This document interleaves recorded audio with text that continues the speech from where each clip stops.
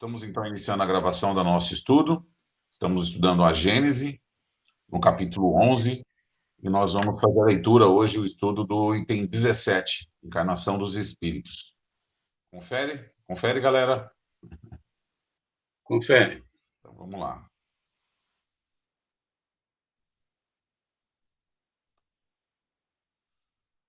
O Espiritismo nos ensina de que maneira se opera a união do espírito com o corpo na encarnação.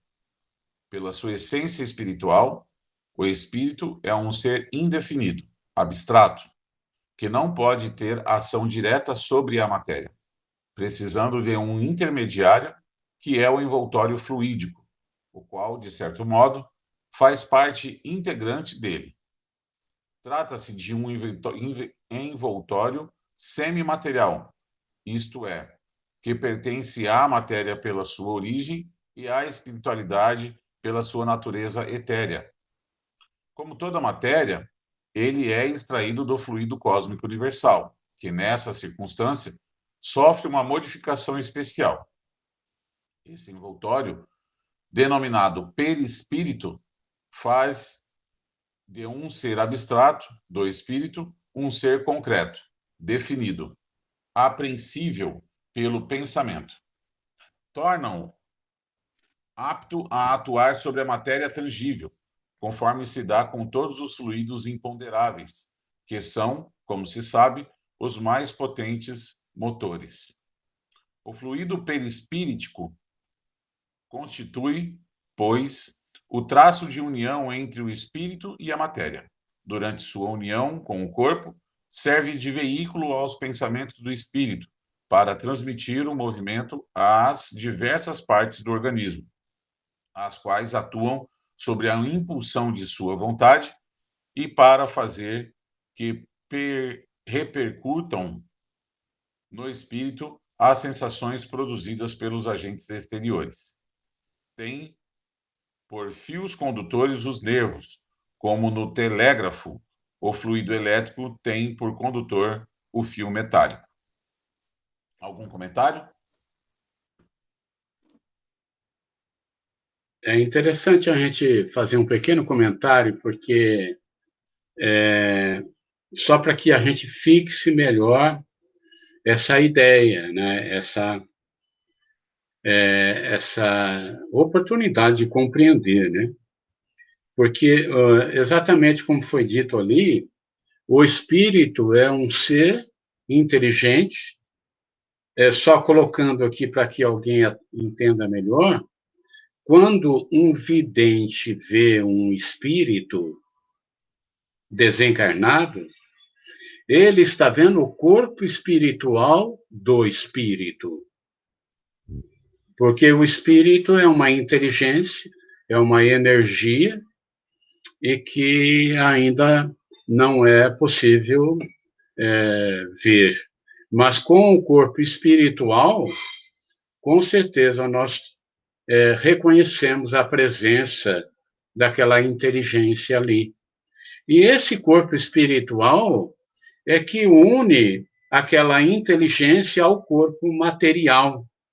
Então, o corpo espiritual, perispírito, é também um corpo material com uma essência muito mais etérea, muito mais leve, mas que dá a possibilidade do espírito usar aquele corpo material físico, que é o nosso corpo, de uma maneira, com um controle total sobre ele.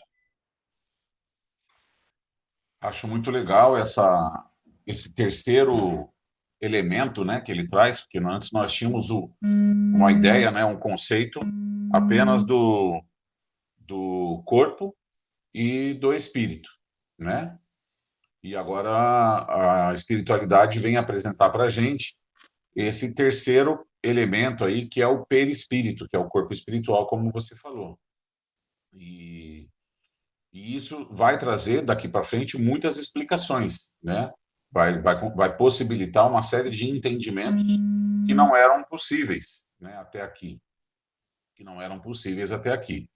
É bem importante entender que esse perispírito mesmo que de uma forma muito sutil, para o espírito ele ainda é matéria, né? Mesmo que de uma forma muito etérea, para o espírito, que é só uma consciência, ele ainda é matéria, né? Muito diferente dessa matéria física, espessa, dura, né? Que é o nosso corpo, né? Mas ainda é. Como para o espírito, por exemplo, a eletricidade é matéria, né? De uma forma muito mais sutil, mas ainda é matéria. Só para a gente trazer isso, né? Em relação à questão do perispírito, né? Ser esse terceiro elemento, ele traz uma condicionante que é a seguinte: tudo parte do espírito, todo pensamento, todo comando, toda inteligência está no espírito, que através do perispírito vai ter um intercâmbio com o corpo e vai utilizar o cérebro da gente como a gente usa hoje um computador, né? A gente faz as coisas no computador e o computador, né, traz as coisas aqui conforme a gente vai dando comandos. O nosso cérebro é como se fosse um microcomputador, né, e sendo utilizado pelo espírito. Então, o nosso raciocínio, os nossos pensamentos, tudo isso, os nossos comandos, ele fala ali do controle do corpo, né, do caminhar, de fazer as coisas, tudo isso parte do espírito, isso não está no nosso cérebro, né? O controle disso tudo não está no cérebro, porque do contrário, o corpo morreria e a inteligência morreria junto com o cérebro, né? Então essa inteligência ela está à parte, ela está no espírito. E aí ela precisa de algo que ligue, né, que faça essa ligação, como que se fosse a possibilidade de aprisionar essa consciência dentro do corpo.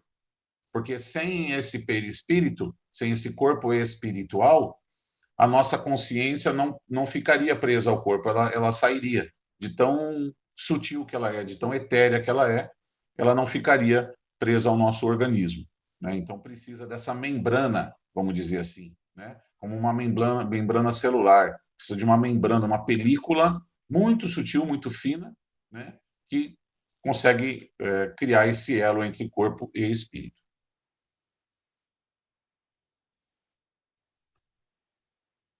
Quando um espírito tem de encarnar num corpo humano, em vias de formação, um laço fluídico que mais não é do que uma expansão do seu perispírito, o liga ao germen, que o atrai por uma força irresistível, desde o momento da concepção. À medida que o germe se desenvolve, o laço se encurta. Sobre a influência do princípio vital material do germe, o perispírito, que possui certas propriedades da matéria, se une molécula a molécula ao corpo que se forma. É por isso que se diz que o espírito, por intermédio do seu perispírito, se enraiza, de certa maneira, nesse germe, como uma planta na terra. Quando o germe chega ao seu pleno desenvolvimento, a união é completa e então nasce o ser para a vida exterior. Por um efeito contrário, esta união do perispírito e da matéria carnal, que se efetuara sobre a influência do princípio vital do germe, cessa desde que esse princípio deixa de atuar, em consequência da desagregação do corpo. Mantida até então por uma força atuante, tal união se desfaz logo que essa força deixa de atuar.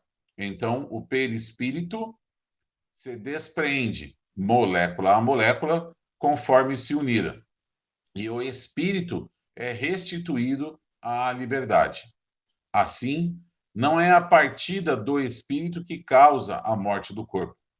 Esta é que determina a partida do espírito.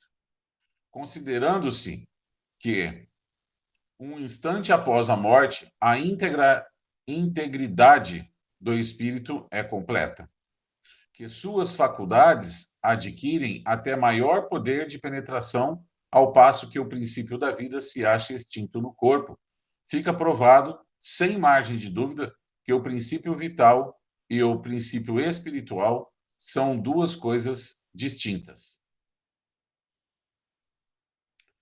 Interessante quando ele traz ali, né, todo o processo de formação, desde da fecundação, o espírito já se aproxima, o perispírito já é ligado, assim como ele se forma, né, ele vai se conectando molécula a molécula, né, para que todo o efeito do espírito se repercuta no corpo físico, assim como todas as sensações e todas as coisas que acontecem ao corpo físico vão refletir no perispírito, né, e, portanto, nas sensações do espírito. Eu gostaria de fazer um comentário paralelo, porque aqui quando diz que o perispírito se une ao corpo espiritual, molécula a molécula, me veio a lembrança do ensinamento lá ali nos livros de Manuel Filomeno de Miranda e de Volta, que não existe que o termo correto, que o termo incorporação é incorreto, né? Por que é incorreto? Porque espírito nenhum conseguiria incorporar num corpo onde as moléculas são completamente diferentes, né? Existe sim uma comunicação diretamente à mente do espírito comunicante com o espírito encarnado, né?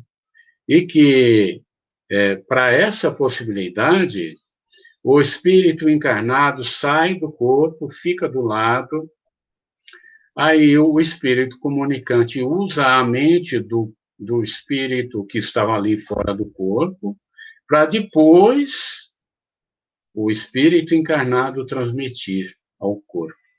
É um assunto paralelo, mas achei interessante trazer, porque não há mesmo uso muito o termo incorporação, mas na realidade é incorreto isso, né? Quando a gente assiste aquele filme O Ghost, né, a gente vê o Patrick Swayze pulando dentro do corpo da Whoopi Goldberg, né, e que é a médium, né, e ele entra dentro do corpo dela e passa a tomar conta do corpo dela, né? É isso que o pai está falando, que o Celso está falando, né? Que isso não existe. A espiritualidade vem explicar para nós que aquele corpo possui um dono, né? Tem um espírito ali conectado molécula a molécula e não seria possível um outro entrar. Essa comunicação ela é psíquica, ela acontece de cabeça com cabeça, de pensamento com pensamento. A espiritualidade que acompanha isso estabelece esse vínculo, essa conexão, e para o médium que ali está, é como se estivesse incorporado, porque ele tem todas as sensações. Uma vez que a sensação está na cabeça, está na inteligência, né, está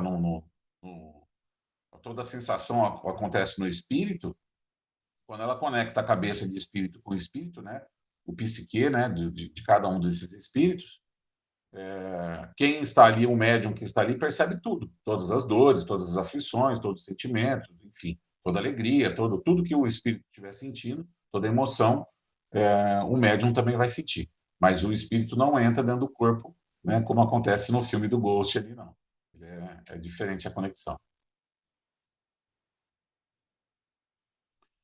Item 19. O Espiritismo nos faz compreender, pelos fatos cuja observação ele faculta, os fenômenos que acompanham essa separação. Algumas vezes, ela é rápida, fácil, suave e insensível, ao passo que em outras é lenta, laboriosa, horrivelmente penosa, conforme o estado moral do espírito, e pode durar meses inteiros. Eu só queria fazer um comentário que eu acabei não fazendo, você fez o comentário e eu acabei esquecendo de falar ali. Quando ele fala na 18, no final, né, e agora completa aqui, que o que estabelece a morte não é a saída do espírito do corpo. O corpo não morre porque o espírito saiu e largou o corpo, não. O espírito sai porque o corpo morreu. O espírito se desliga porque a vida não é mais possível naquele organismo, né? naquele corpo físico. Né?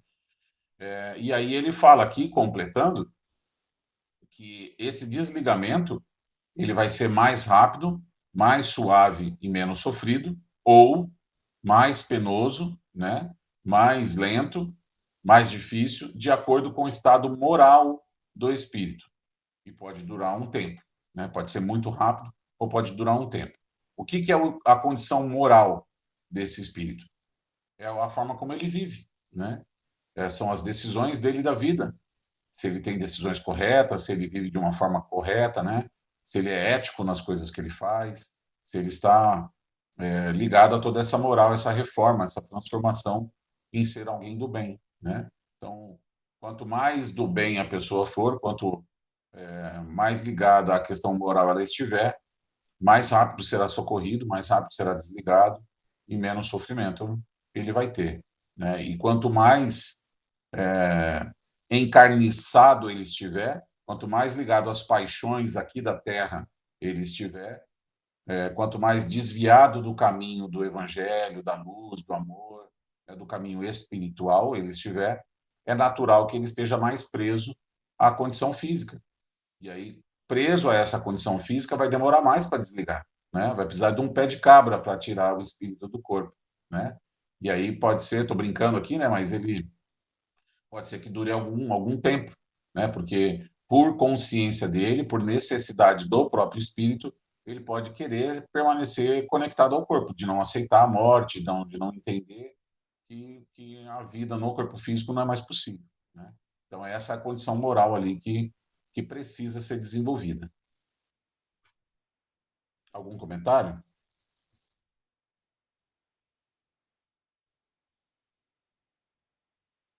Vamos para o item 20, então.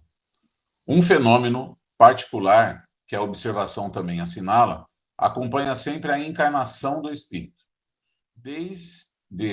Desde que este é apanhado no laço fluídico que o prende ao germe, entra em estado de perturbação, que aumenta à medida que o laço se aperta, perdendo o espírito a consciência de si próprio, de modo que jamais presencia o seu nascimento.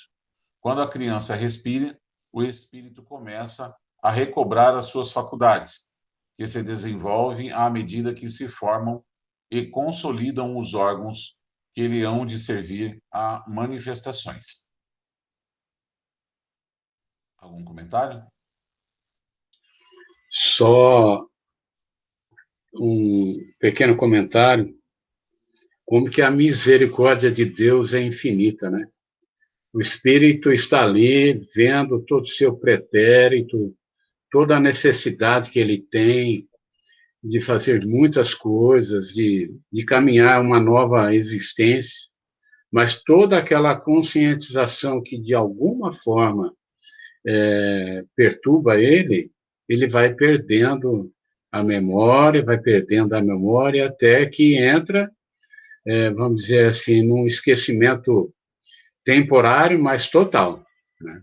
Guardando só as impressões, como os sentimentos que ele traz, né? Do que ele conquistou e onde ele tem as dificuldades, né? O sentimento para nós que estamos encarnados, os sentimentos são a imagem, o horizonte de quem somos e o que fizemos, né?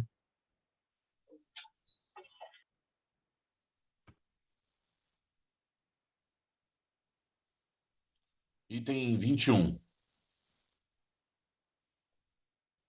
Entretanto, ao mesmo tempo que o espírito recobra a consciência de si mesmo, perde a lembrança do seu passado, sem perder as faculdades, as qualidades e as aptidões adquiridas anteriormente, que haviam ficado temporariamente em estado de latência e que, voltando à atividade, vão ajudá-lo a fazer mais e melhor que antes.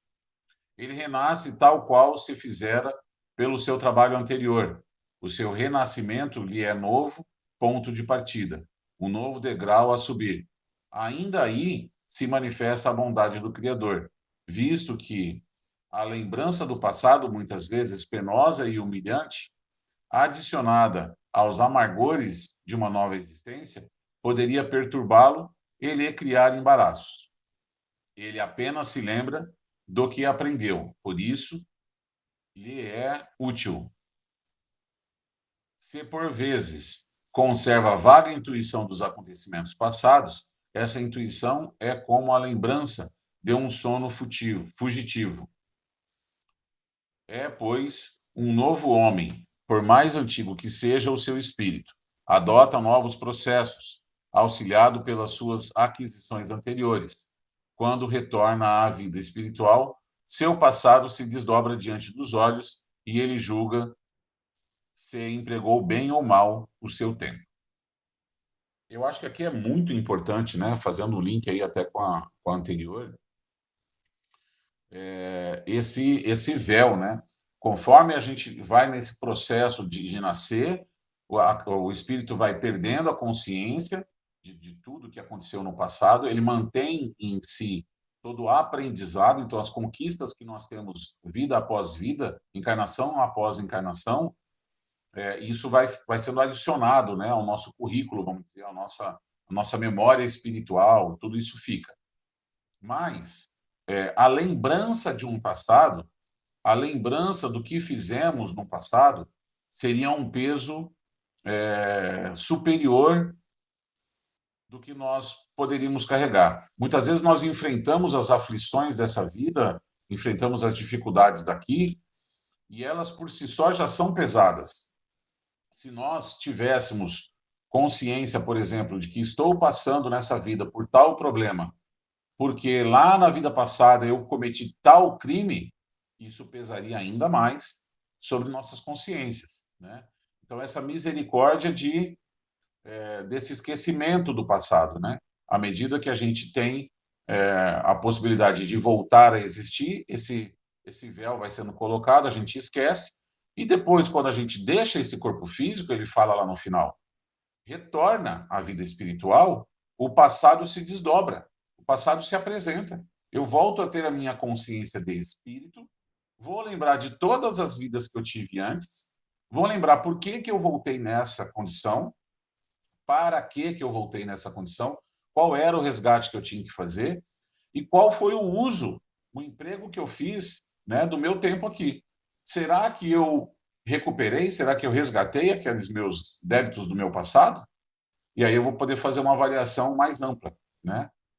Mas, sem sombra de dúvida, é misericórdia o esquecimento desse passado, porque ele poderia nos atrapalhar muito, né, nessa existência. Podemos também considerar, como foi dito aí agora, né, que a família é o grande laboratório, né? Então, a lembrança do passado perturbaria esse projeto novo, né?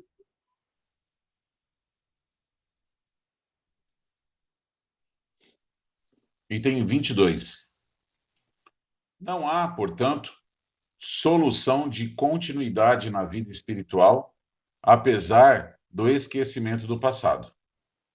O espírito é sempre ele mesmo, antes, durante e depois da encarnação, sendo esta apenas uma fase da sua existência.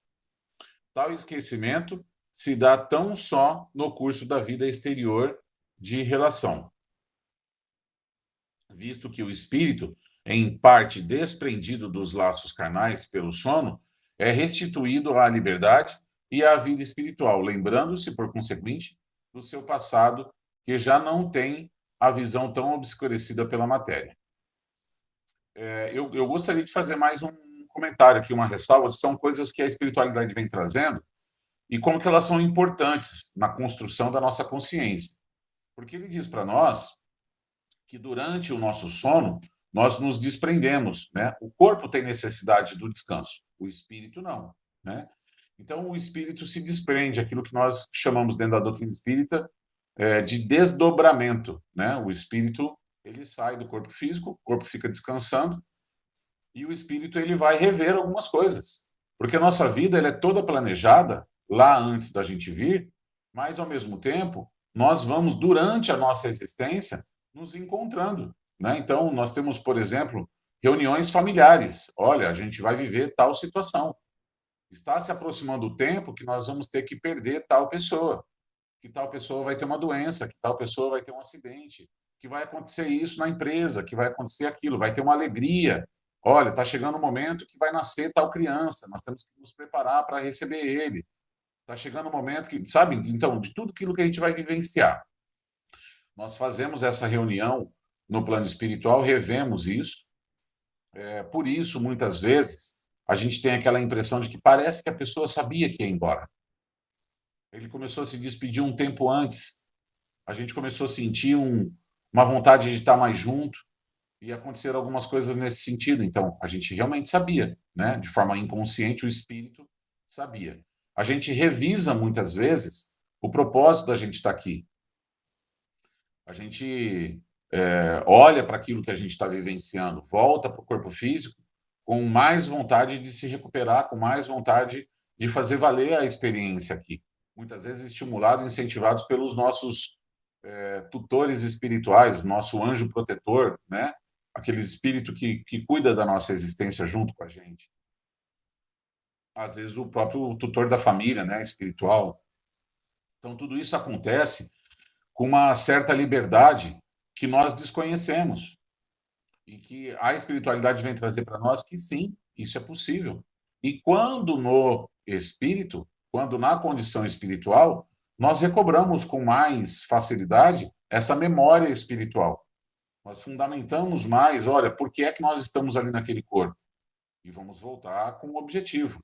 Quando estamos passando por dificuldade, muitas vezes o nosso espírito em desdobramento vai receber a consolação, vai falar, olha, você está vivendo isso por causa disso, né? Então volta lá e vamos superar isso, nós vamos te ajudar, nós estamos com você. E aí o espírito volta para dentro do corpo e assim a gente vai caminhando, vai passando por esse aprendizado todo, né? Quero fazer um outro comentário paralelo. É interessante a gente pensar, a nossa vida é muito agitada, né? E muitas vezes lá no Caminheiros, onde a gente atuava, em palestra, eu sempre recomendava, gente, na hora de dormir, faça uma oração, pede para trabalhar, pede para ter atividades úteis. Aí eu fazia a seguinte colocação: nessa nossa vida agitada, nós temos talvez uma dificuldade muito grande de estar ligado a com o interesse na vida futura. E, no entanto, ali, durante o sono, nós temos de 6 a 10 horas, dependendo de cada um, da maneira como gosta de dormir, de liberdade total, né? Então, se a gente começar a pedir para que o nosso anjo protetor nos ajude e que a gente tenha atividades que possa ajudar o próximo, ali sim temos uma oportunidade muito preciosa, viu?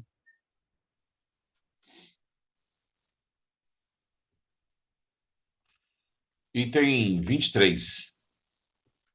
Tornando-se a humanidade no grau mais ínfimo da escala, tomando-se, né, a humanidade no grau mais ínfimo da escala intelectual, como se encontra nos mais atrasados selvagens, pergunta-se se aí está o ponto inicial da alma humana. Na opinião de alguns filósofos espiritualistas, o princípio inteligente, distinto do princípio material, se individualiza e elabora, passando pelos diversos graus da animalidade. É aí que a alma se ensaia para a vida e desenvolve, pelo exercício, suas primeiras faculdades. Seria, por assim dizer, o seu período de incubação. Chegada ao grau de desenvolvimento que esse estado comporta, ela recebe as faculdades especiais que constituem a alma humana. Haveria, assim, filiação espiritual do animal para o homem, como a filiação corporal. Este sistema, fundado na grande lei de unidade que preside a criação, corresponde, forçoso é convir, à justiça é a bondade do Criador. Dá uma saída, uma finalidade, um destino aos animais, que deixam então de formar uma categoria de seres deserdados para terem no futuro que lhes está reservado uma compensação aos seus sofrimentos. O que constitui o homem espiritual não é a sua origem. Desculpa. O que constitui o homem espiritual não é a sua origem, mas os atributos especiais de que se acha dotado ao entrar na humanidade. Atributos que o transformam e dele fazem um ser distinto, como o fruto saboroso é distinto da raiz amarga que lhe deu origem. Por haver passado pela fieira da animalidade, o homem não deixaria de ser homem. Já não seria animal, como o fruto não é raiz, como o sábio não é o feto informe que o pôs no mundo. Mas esse sistema levanta numerosas questões que não convém discutir aqui, assim como não vale a pena examinar as diferentes hipóteses que se têm formulado sobre este assunto. Sem, pois, pesquisarmos a origem da alma, sem procurarmos conhecer as fieiras pelas quais ela porventura haja passado, tomamo-la ao entrar na humanidade, do ponto em que, dotada de senso moral e de livre-arbítrio, começa a incorrer na responsabilidade de seus atos. Quer comentar, meu pai? Eu só acho muito lindo isso. E se a gente colocar o olhar nos animais, é isso mesmo, a misericórdia alcança toda a criação, né? E seria, talvez, considerar um erro se os animais permanecessem sempre como animais, né? Seria, talvez, uma exclusão da evolução, né? Quem quiser entender um pouquinho mais sobre esse tema, nós temos alguns comentários nas aulas anteriores. Depois eu vou identificar aqui e vou colocar na observação aqui embaixo um link ali com o vídeo que a gente fala mais sobre essa questão evolutiva, tá, de todos os seres. O que eu acho também que precisa ser ressaltado aqui é que, independente da constituição física, a partir de que momento, né, nós passamos a constituir o homem, ele fala aqui para nós que ele toma como início o entrar na humanidade no ponto em que nós passamos a ser dotados de senso moral e de livre-arbítrio. Então, a partir desse momento, nós somos responsáveis pelos nossos atos. É quando nós passamos a ter consciência de nós mesmos. Eu passo a entender que eu existo, né, e tem consequências essas minhas atitudes. Tenho total liberdade de fazer o que quiser. Tudo posso, mas nem tudo me convém, né? Então, é esse o livre-arbítrio. Tudo eu posso, mas nem tudo me convém, nem tudo eu devo fazer, né? Porque tem coisas que, se eu fizer, trarão repercussões negativas para mim. E eu tenho o senso moral de avaliar isso. Portanto, quando eu estou fazendo aquilo, quando eu estou tomando aquela decisão, eu sei que aquilo não é certo, eu tenho consciência moral de saber que aquilo não é certo, mas eu quero fazer da mesma forma, né? Então, a partir desse raciocínio, a partir dessa avaliação, é que ele considera que nós estamos falando de humanidade.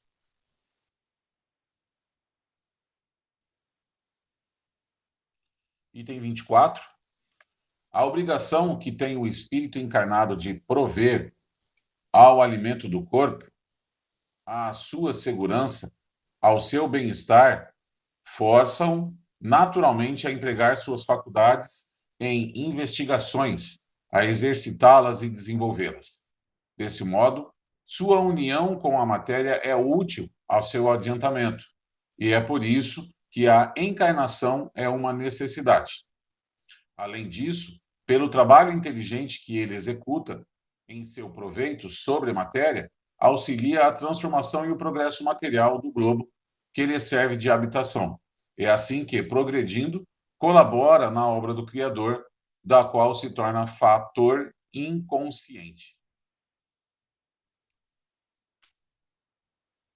A lei do trabalho, né, e a lei da preservação que ele traz aqui, né? Nós, no instinto de nos preservarmos e de manter a nossa vida, soma-se a isso a lei do trabalho que nos impulsiona, né, a querer desenvolver maior conforto, uma condição melhor na vida aqui na matéria. E isso por si só estimula o nosso desenvolvimento intelectual, faz com que a gente desenvolva cada vez mais as coisas aqui. Então é só a gente olhar para a história da humanidade, né? A gente olhar para trás como era a questão de tecnologia, por exemplo, e hoje como é. E eu sempre falo isso, a tecnologia ela moraliza, né? Quanto mais a gente se desenvolve, mais as coisas são muito públicas, né? Hoje é difícil esconder as verdades, né? Tudo vem à tona, tudo aparece. Então tem um efeito moralizador. Com o tempo, né? Quanto mais tecnologia nós tivermos, mais desenvolvido nós seremos. Quanto mais desenvolvido nós formos, mais tecnologia nós vamos inventar. Quer dizer, a gente vai desenvolvendo o planeta e aí habitando aqui numa nova forma. Quem existiu aqui há 200, 300 anos atrás, quando volta para cá e encara essa nova realidade, isso transforma o espírito, isso impulsiona o espírito, né, para frente. Ele é obrigado a caminhar. Aquele empurrão que nos joga adiante, né? Então, assim nós vamos tendo experiências, vamos ajudando a evoluir, entendemos, aí ajudamos a contribuir, né? Porque a matéria também se desenvolva, e depois, quando nós voltarmos, ela estará além, né, da nossa última experiência. Então, a gente vai voltar e também vai ser impulsionado. Então, nós vamos empurrando e sendo empurrados, né, nessa coexistência entre espírito e matéria.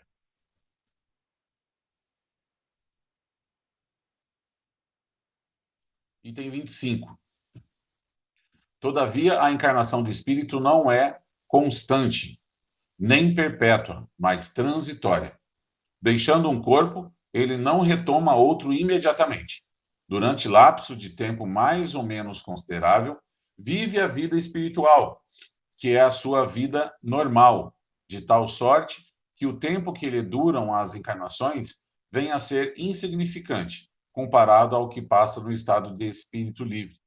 No intervalo de suas encarnações, o espírito progride igualmente, no sentido de que aplica ao seu adiantamento os conhecimentos e a experiência que alcançou durante a vida corporal.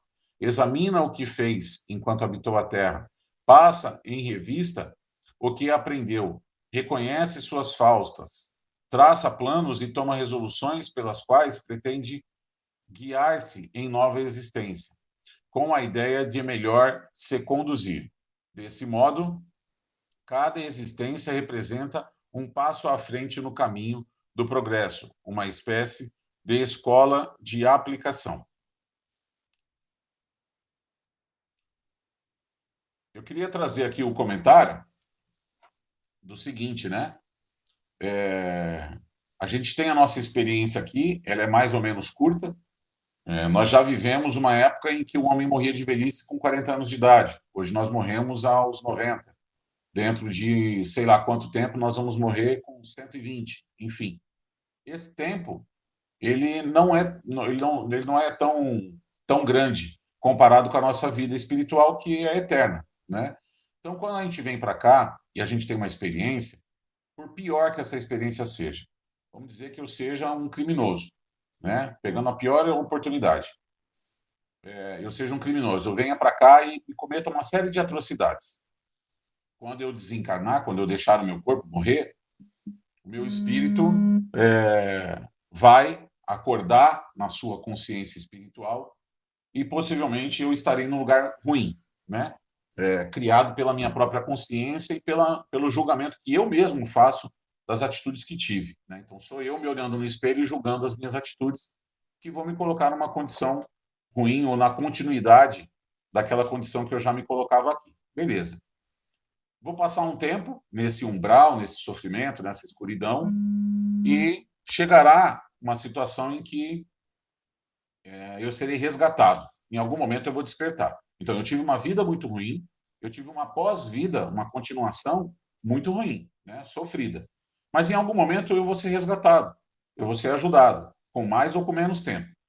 Quando eu for resgatado, eu vou olhar, vou recobrar a minha consciência de espírito. Lembra que ele fala que eu vou lembrar das minhas existências anteriores?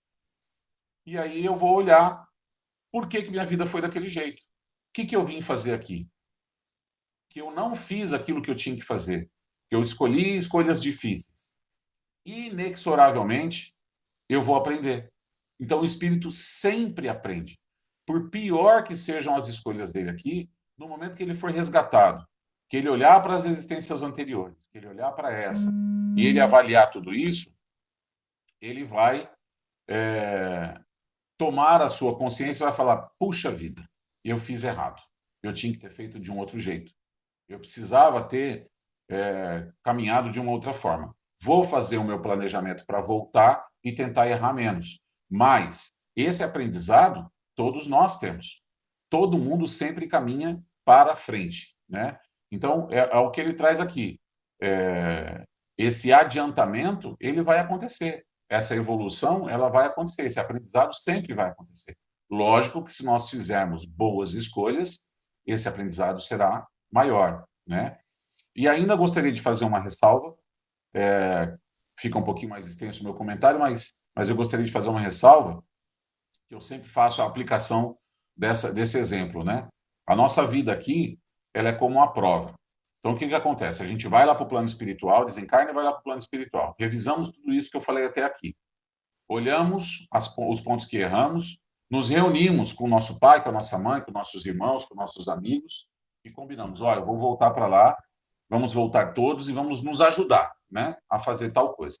Passamos um tempo lá no plano espiritual, maior ou menor, estudando, nos preparando para aquilo que nós vamos enfrentar aqui. Então, a gente não sai de um corpo e entra em outro. A gente passa um tempo lá aprendendo o que aconteceu e preparando a nova existência, programando, né, aquilo que a gente precisa e se preparando, estudando mesmo, fazendo o que a gente está fazendo aqui, só que fazendo isso por um tempo maior, pegando o adubo, o alimento, né, para que a gente possa superar aquela condição que nós vamos vivenciar. E aí sim, nós voltamos para o corpo físico. Então, essa volta do corpo físico, a volta na experiência aqui na carne, ela é como uma prova. Quando eu estudo para uma prova de matemática, e aí eu sento para fazer a prova, né? Sentei lá na minha cadeira, peguei o papelzinho, estão 10 perguntas. E eu passo o olho por elas e eu sei responder todas. Sei responder todas elas. E aí, se eu entregar a prova em branco para o meu professor e falar: professor, eu sei responder todas elas, ele vai me dar um 10? Não. Eu preciso fazer a prova. Eu preciso sentar e preciso resolver questão por questão. Preciso preencher toda ela.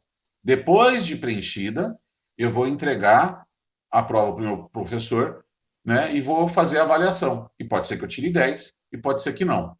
O que eu sabia, o conhecimento que eu tinha antes de fazer a prova, e o conhecimento que eu tinha assim que eu concluí a prova, é o mesmo.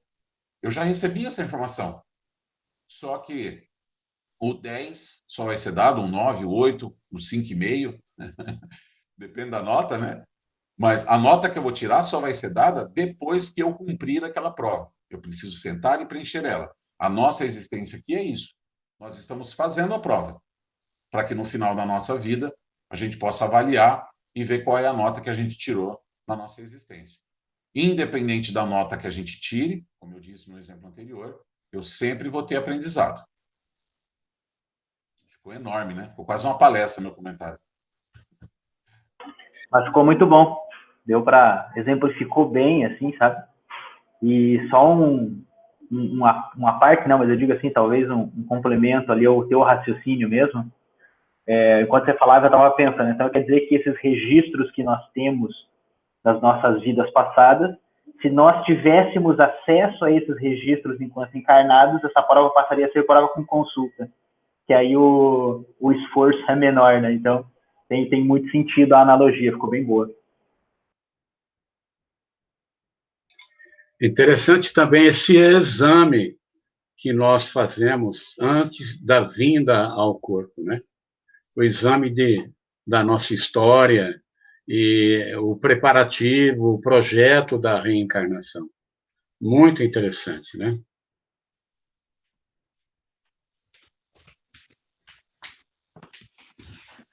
Vamos lá.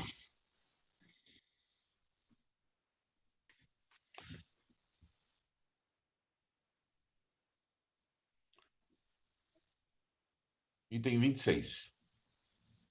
Normalmente, a encarnação não é uma punição para o espírito, conforme pensam alguns, mas uma condição inerente à inferioridade do espírito em meio de ele progredir.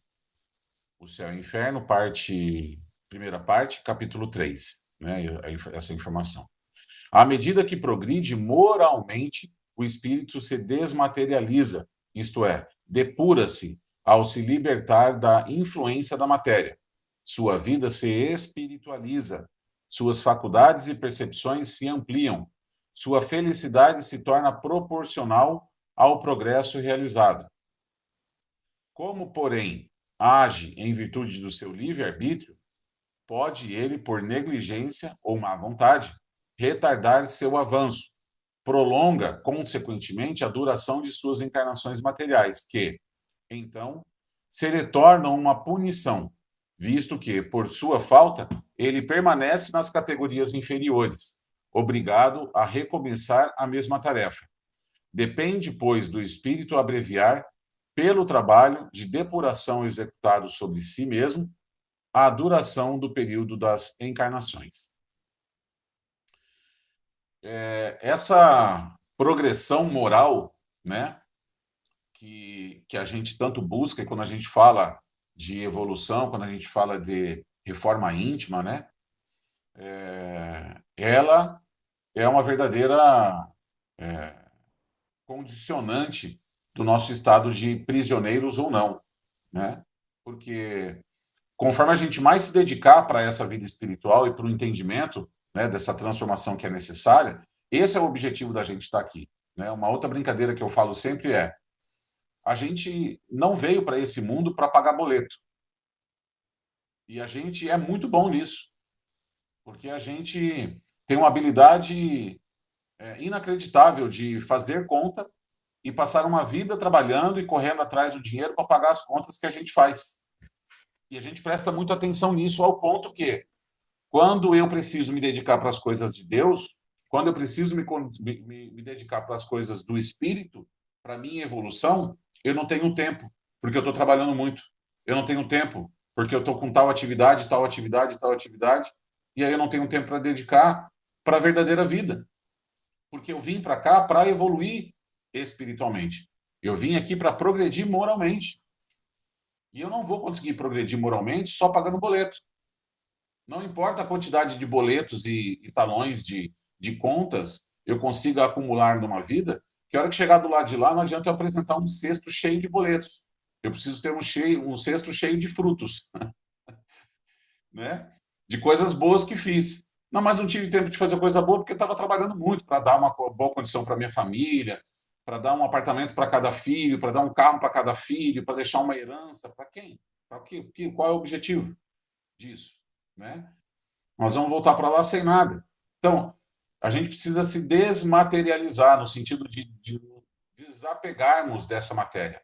É natural que a gente queira buscar uma condição material de conforto, mas não podemos virar escravo disso e esquecer do progresso espiritual, né? Nós não podemos esquecer disso. E a gente muitas vezes se comporta dessa forma, né? A gente não olha para a condição do espírito. A gente olha o tempo todo e trabalha o tempo todo pensando no material, né? E aí, por conta disso, a gente acaba prolongando por mais tempo. Essa nossa condição de não olhar para o espiritual, ela é tão longa que o Haroldo, numa das palestras, né, que ele faz, umas contas, naquela palestra chamada Apocalipse, ele faz uma conta em que a gente já esteve aqui aproximadamente 200 mil vezes, né? Acho que é isso, né? Não, 200 mil não, 200 existências, né? Você lembra disso, meu pai? O teu áudio está sem áudio. 200 vindas, existências. 200 vindas, né? Então, você imagina o seguinte, naquele exemplo que eu dei, eu sou um aluno que vim para uma sala de aula e aí eu repeti de ano. Estou fazendo o primeiro ano do segundo grau, e aí repeti de ano. Aí eu volto para fazer o primeiro ano de novo, e eu vou repetir de ano de novo. E eu estou voltando para a mesma sala de aula 200 vezes. 200 vezes, voltando para a mesma sala de aula. Por quê? Porque eu estou distraído, porque eu não estou prestando atenção no professor, porque eu não estou prestando atenção nas minhas provas, eu estou preocupado em pagar a conta, eu estou preocupado com as coisas aqui da matéria, e não estou tendo tempo de olhar para as coisas do espírito. Não estou prestando atenção nas minhas atitudes, estou distraído em relação ao meu comportamento diante da sociedade, diante do outro, né? Do amor ao próximo, do ensinamento que o Cristo veio trazer para nós. Não, mas eu não tenho tempo para o Cristo agora. Eu vou trabalhar bastante, eu vou deixar para me dedicar para Deus quando eu estiver mais velho. Que bom que eu sei que eu vou ficar mais velho. Porque tem um monte de gente que morre jovem e que não tem esse tempo de dedicar para Deus quando ficar mais velho. Então, o tempo todo é o tempo de se dedicar para as coisas de Deus. Esse é o nosso principal objetivo. Essa evolução moral ela vai acontecer quanto mais a gente se dedicar para as coisas de Deus, para as coisas do Espírito. Somos espíritos. Estamos aqui de passagem. Vamos voltar para casa e a gente não sabe quando isso vai acontecer. Então, a gente tem que tentar aproveitar o maior possível o tempo aqui que a gente tiver aqui. Eu gostaria de fazer um comentário. Eu sei que o tempo já está no fim, né? Mas é um comentário que, para mim, eu acho que é importante, analisando. Bem no comecinho aqui, diz assim, normalmente a encarnação não é uma punição para o espírito.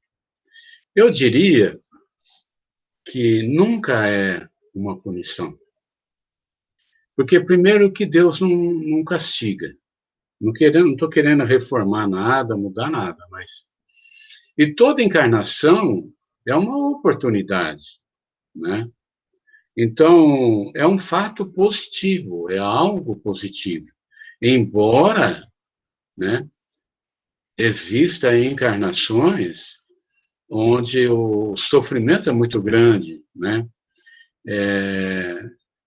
De alguma forma, está ali o espírito passando por alguns medicamentos aí bem severos, mas é uma necessidade dele, né?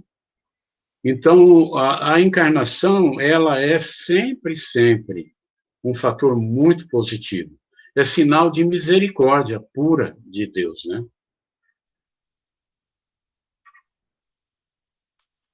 Algum comentário, Gui, para a gente encerrar? Não, tá perfeito. Já foi bem comentado, bem colocado tudo aí. A minha participação foi só naquele lá da analogia prova mesmo. Que agora eu consigo compreender como uma prova com consulta. Né? Então, por isso que a gente não tem esse acesso a esses registros, aí somente quando a gente desencarna. Isso que fica bem claro para mim. Perfeito. Bom, é isso então. Nós estamos encerrando o estudo de hoje. No próximo encontro nós vamos fazer o item 27. E aí nos encontramos então na segunda-feira. Beleza? Maravilha. Todos. Abraço. Próxima aula.